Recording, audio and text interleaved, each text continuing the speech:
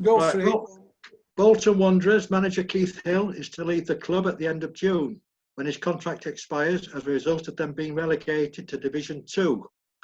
His assistant David Flitcroft will also leave at the same time.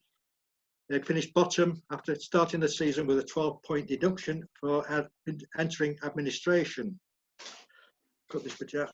Now, players' shirts, when the Premier League starts tomorrow, will have no players' names on them for the first 12 matches of the restart. Instead, all the shirts will bear the slogan, Black Lives Matter.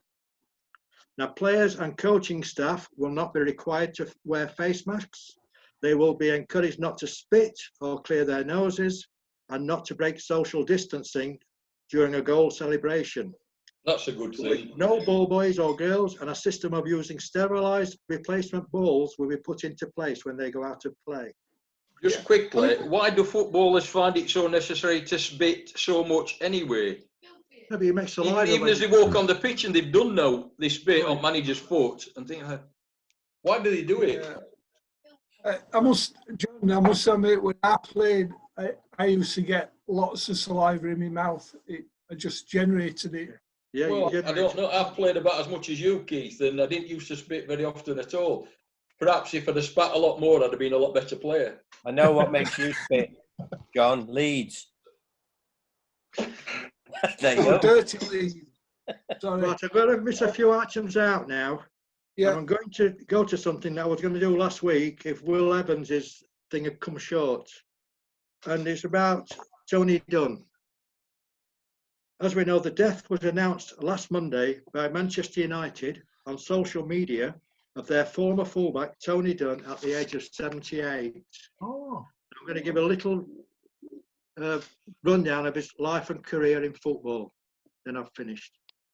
He was born 24th of July 1941 in Dublin, and he started his football career as a schoolboy with local club Stella Maris.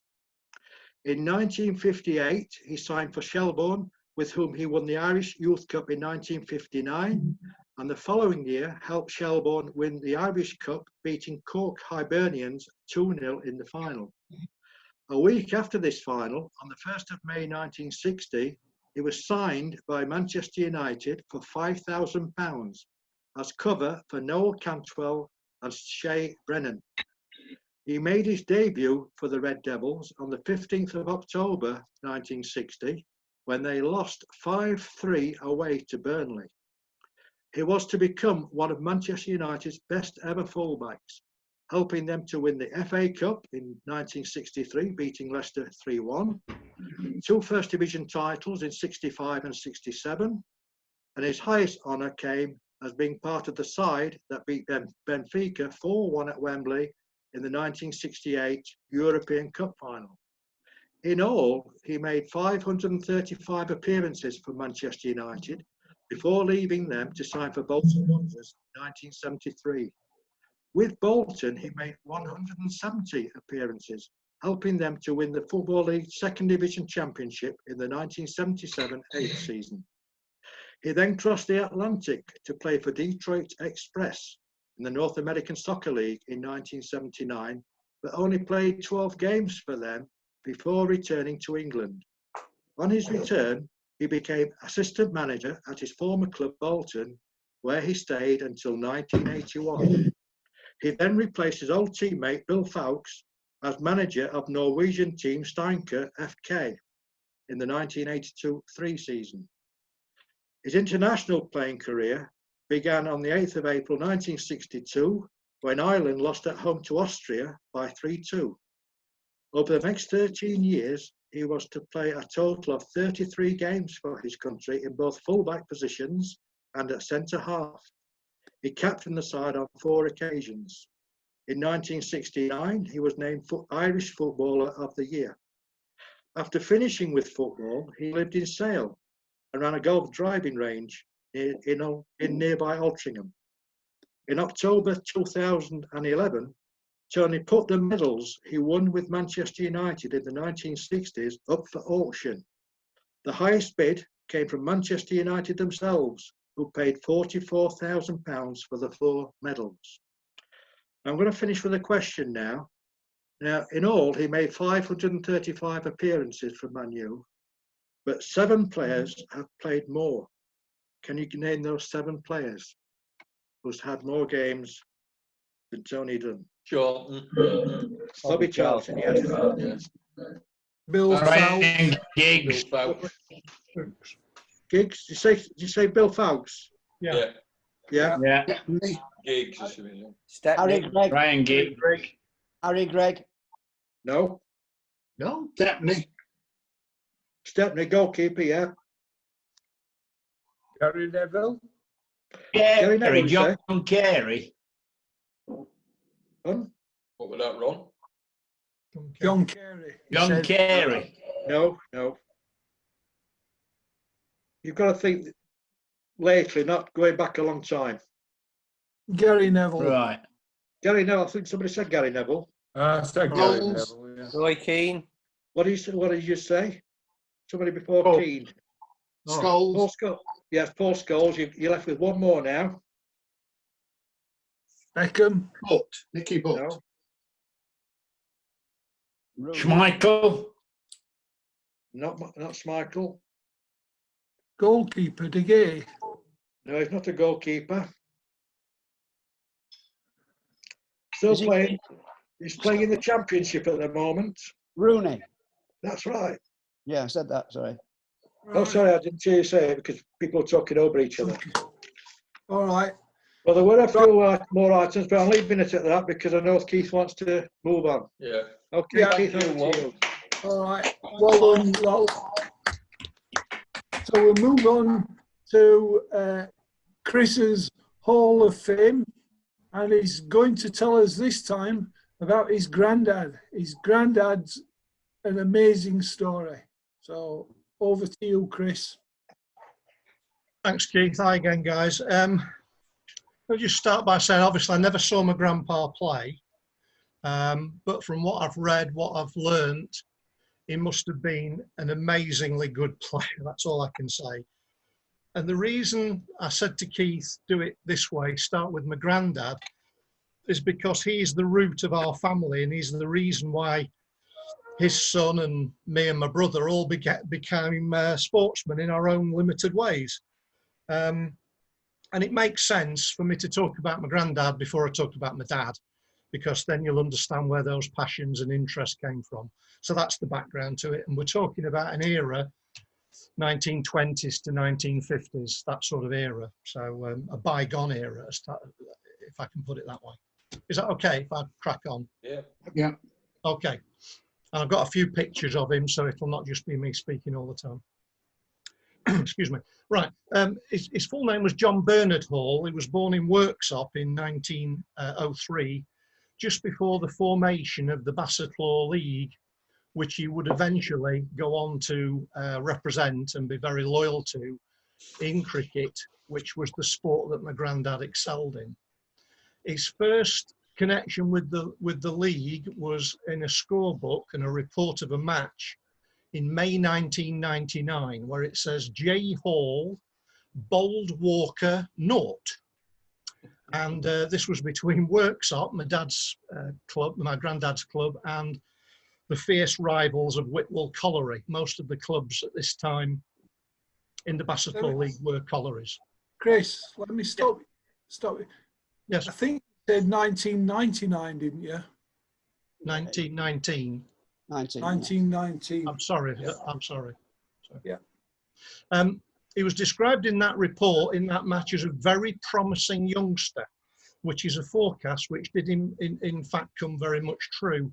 He developed very slowly but surely, and in 1922, he reached the level where he was selected to play for the league, and it was the league's Nottinghamshire-born players against Nottinghamshire County Cricket Club. That's quite something by that age. In 1922, his development was further marked with the presentation of the Broxham Trophy as the most improved young player in Division 1 for Worksop. Mr. Broxham was the then chairman, and he firmly believed that if you played cricket, that was the highest form of integrity. That shows you something about sport in that era. In 1924, at age 21, he made his first league century, and he went on to score nearly 400 runs that year at an average of 42. If I can show you this, this is about that time. Can everyone see that? Holding it up. That's my granddad in about 1924-25. He's wearing his quite colourful blazer, and that's at Worksop Cricket Ground, which obviously remains a cricket ground to this day. So that's my granddad at about 22 or 3. Yeah. In the 12 seasons between 1924 and 1935, he maintained his position as one of the outstanding batsmen in the league. His record in that period was 200 innings, 20 not out, highest score of 139. He scored 6,500 runs at an average of 36. He was also a very fine fast medium bowler, but he didn't get a lot of opportunity as a young lad. And it wasn't until 1926, when he got 32 wickets in the league, that he started to make an impact.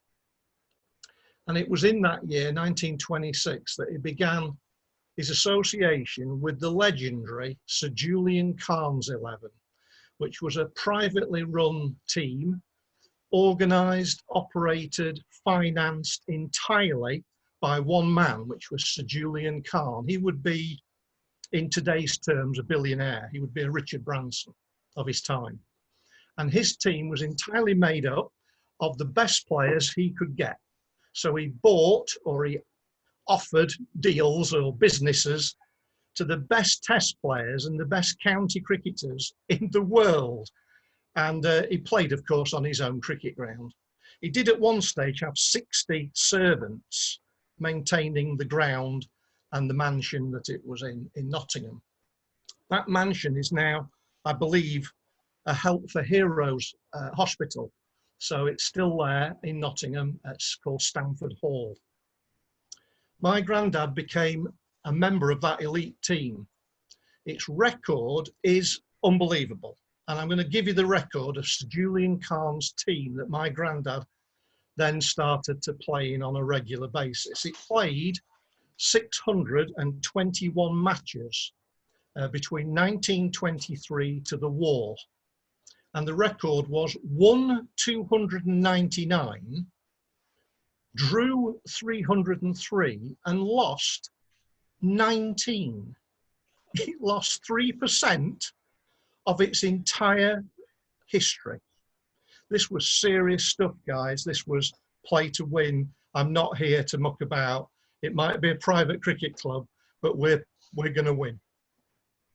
The friendships that my granddad made during that era are too many to mention. But suffice to say, when he became the captain of Worksop, he recruited several of them into the Worksop team, like you would do, wouldn't you? So he had the likes of Ken Farnes, the England fast bowler of the late 1930s. He recruited and he became best friends with Dennis Morkel, who played for South Africa 15 times. And he also played along with the great George Heen, who was also born in Worksop and became the captain of Notts. If I could just show you a brief picture. This is a picture of my granddad in 1936-7. This is with his great friend.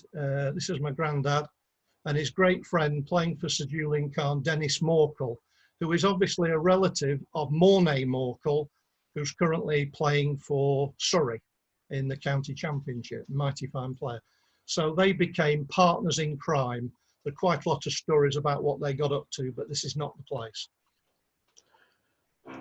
When a series of matches became possible between the league and Sir Julian in 1933, Grandad was a very loyal man, and he stayed loyal to the league, and he played for the league against Sir Julian. And there were some startling performances, of which I'll mention. In one game, he scored 111 not out in an opening partnership of 179 in 100 minutes. And that was in 1934.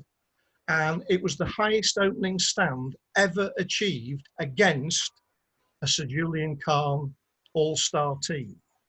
And the following year, he followed that up with a quick 77 and 5 for 32. I wish I'd seen that. These performances did not go unnoticed, and he made his first-class debut for Nottinghamshire County Cricket Club at his home ground at Worksop against Glamorgan in 1935. And my granddad took the place of his friend, who was the injured Harold Larwood in this game, and he opening the bowling with Larwood's England opening bowling partner, the great Bill Vose of Bodyline fame. My granddad had the misfortune, I've read, to have had a catch dropped off his first over that he ever bowled in county cricket. This is the original scorecard of that match. So this dates to 1935. Significantly, and I know you can't read this, but on the back, this is the original frame that's been in our family all the time. This is the inscription on the back, which I'm going to briefly read, very briefly. And it says, to J.B. Hall, a souvenir of your first match for Nottinghamshire against Glamorgan, and then the dates of the game, with the very best wishes from A.W. Shelton, President of Notts. So that's quite an item. That is genuine memorabilia. You know, that is genuinely original and probably is worth something, but it will never leave our family, of course. Chris, could you hold it up just a bit more? I'm only getting half it. And yeah, it's difficult with the reflection, but that's Chris, 1935 against Glamorgan with my granddad making his debut for Notts. Yeah, Chris, Yeah. have you sent me pictures of all these? I will do, I haven't yet. I will do, but I haven't yet. Yeah, so send me pictures of the front and the back. Yes, I of will. that. Oh, of course. And send me copies of all the others Of course I will, yeah. to Ian. Or copy Ian in straight away. All right, mate. Copy Ian as well straight away. Copy Ian, yes, all right, yeah. Okay, well, after starting his career for Notts, he was then was given the honour of being invited to tour Ceylon and Malaysia in 1937 with Sir Julian Kahn's team. He played in 2 unofficial test matches against Ceylon and Malaya. The tour record of Sir Julian's team, bearing in mind they go on a boat, they go entirely at Sir Julian's expense. They go on a boat. The tour record was played 9, won 3, drew 6, lost none.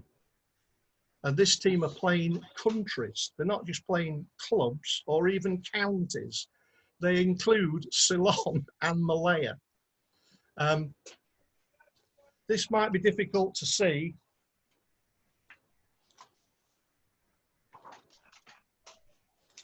But this is the original postcard from 1937 of Sir Julian Kahn's team to go to Ceylon and Malaya. I know this is extremely rare, very valuable. One with some autographs on the back went for many thousands of pounds recently, and that's been in our family since my granddad got back, so that's a very valued thing. That's the original. And this is a picture of Sir Julian Kahn's squad. I think this is taken in Ceylon. I've indicated where my granddad stood, and there's Sir Julian Kahn is sat cross-legged on the front row. My granddad on all the pictures always seemed to stand either behind or near Sir Julian. He knew where to stand, and he's always wearing the blazer. This kit, which the team was supplied with, he supplied all the equipment, blazers and everything else that you can think of. Can you imagine the cost of doing that as a private enterprise? Quite amazing. And that's a team of all sorts of test and county cricketers, including my grandpa. when they played in great heat. This is actually the pith helmet that Sir Julian gave to every player in the squad. This is a 1937 heirloom in the Hall family. This is my granddad's helmet that he wore in those unofficial test matches. I've got so much hair at the moment that I don't think I can get it on. It looks lovely as well. There you go. That's how he went out and played cricket against Ceylon and Malaysia. I've been Amazing admiring his hair all along. In You amazing. could wear that instead of your. You could wear that instead of your helmet when you play. Yes, I'm not sure it would keep the ball away from my head quite so well, Steve, but yeah, I'd wear it with pride.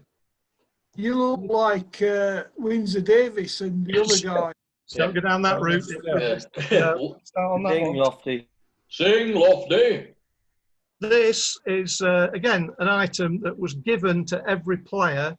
This is the original itinerary embossed. You can see my granddad's name at the bottom. This is an embossed itinerary of the Ceylon tour, Malaysia tour.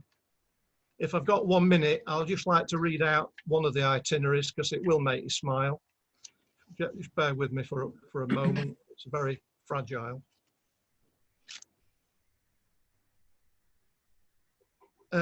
This is the programme of events on the 1st of April 1937. At 10 o'clock, nets available. 11:30, visit a rubber estate and have a swim in the nearby private gentleman's swimming club. Have lunch, have another party at somebody else's residency, and the following day, it goes on. It goes on. It's a treasure trove of how the world was run, basically, and how the privilege basically went about their lives in that era. But that's an amazing item. How it survived, I don't know. But that is an incredible item, and the cost of doing that, fantastic. Just 2 years before going to war, I noticed. Yeah, literally, it's 3 years before. Yeah, before my granddad was at war. Okay, quickly move on. In his many appearances for Sir Julian Kahn's team, my granddad took 166 wickets at an average of 20.77. This included games against countries. This was against South Africa, India, Ireland, New Zealand, the West Indies.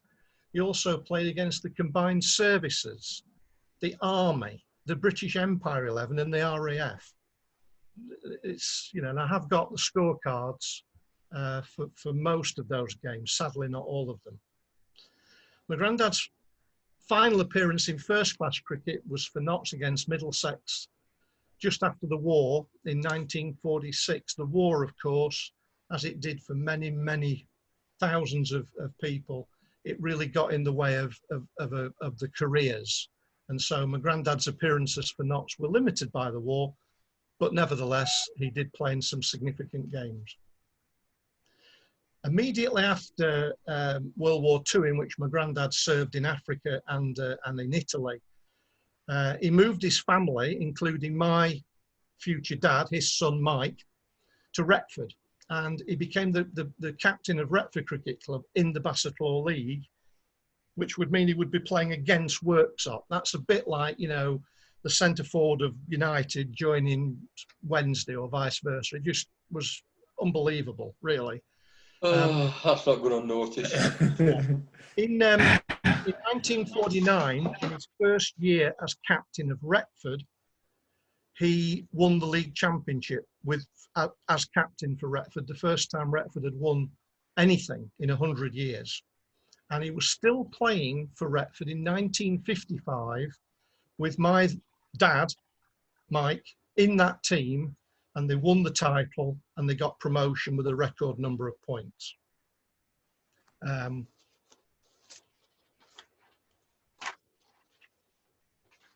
That quickly is the 1949 Retford team. My granddad's now 46. He sat there on the front with the trophy that Retford had never won up to that point. And Sadly, the pavilion burnt down in 1978 whilst my granddad was ill, and he never saw the rebuilt building, which is a regret I really do have. He deserved to see the new pavilion, but he never did. But that was a great team. He finally stopped playing for Retford in 1956 at the age of 53. His involvement in cricket became greater. He was appointed the full-time coach of Worksop College. He produced a protege there of Phil Sharp. Some of you will have heard that name. He was an outstanding batsman as a schoolboy, became a Yorkshire and England player. My grandfather was rightly very proud of his protege. When my granddad finished, there were various pictures of him, and I had one turned privately into a wood carving. So this is a different type of image. This is a one-piece carving of my granddad at the end of his career. It features a dog in part of the carving, because that dog was always on the team photographs. It always got under the legs of my granddad. And it's an amazing likeness of my granddad in later life. And I'm so pleased that I had it done. It's just a one-off item that I just happened to do from a photograph. Am I right for time, Keith? Yeah, we've 6 minutes left, so Right. if you could. Okay, I'll edit various things. In 1977, for his services to the club and the Bassiflor League, of whom he became president and chairman, by the way, he was made life member of Retford Cricket Club. Sorry.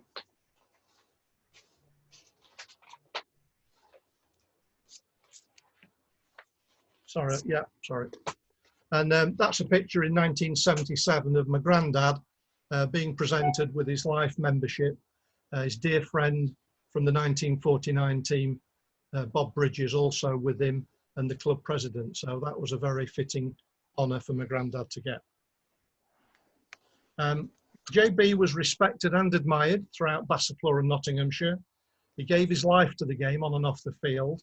It's because of JB that my dad Mike became so passionate about the game, and that's a passion that he in turn passed to my brother and myself.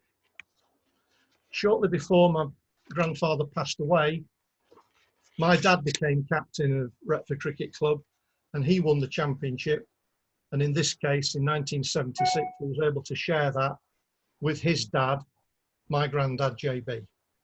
So that's 1976, when my father emulated his own father. Just final comment, Keith. Nigel, my brother, who was a brilliant player, far better than me.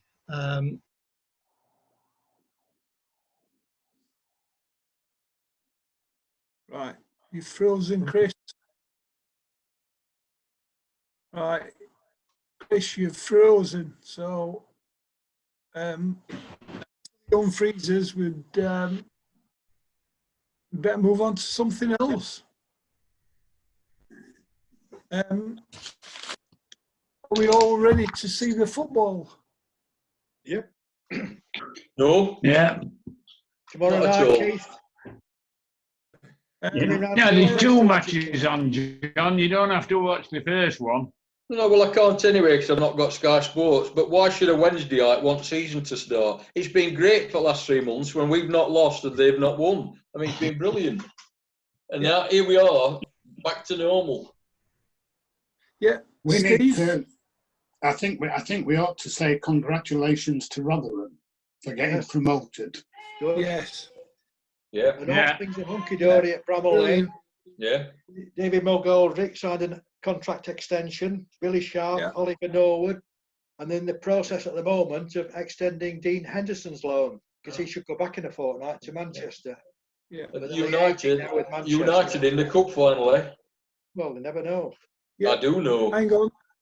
Tony's got something to add here. Second, Tony, wait. I'm trying to unmute you. Why did you mute him in the first place? No, I didn't. It could be at his end. It could be at your end, so. He's got a mute end. Tell him to specify. Oh, there you go, Tony. Yeah, Keith, Yes, Tony. what's the members' thoughts about the cardboard cutting? There's an article in the Star last night about the boxer, Tommy Franks, urging Sheffield United to get behind this life-size cardboard cutouts of fans filling empty football stadium, while also raising cash for the NHS. What's your thoughts on that, John? Well, I'm indifferent to it. I mean, the government should be raising funds. The government should be raising funds for NHS and funding it properly, whichever party it is. Yeah, it's a gesture. If it raises some money for NHS, fair enough. But I don't mean just Sheffield United, John. I mean all. I know. All clubs. Yeah. It's a reasonable idea. It's a way of raising money for NHS, so I can't argue with that. Yeah. Thanks, John. Have they said how much they're going to charge for these photos if you send them up? No, they haven't mentioned that at all. No. Like in Germany, it was €19 for each. Yeah. Yeah. I thought I heard £15. Yeah. But I might be wrong, but I thought I'd heard £15. All like it, yeah. There'll be a lot of Keith around the ground, won't there? Yeah. Lots of Chris, Keith yeah. Birmingham. Yeah, Chris mentioned that he's on this fans wall tomorrow. I'm also on this fans wall tomorrow, so.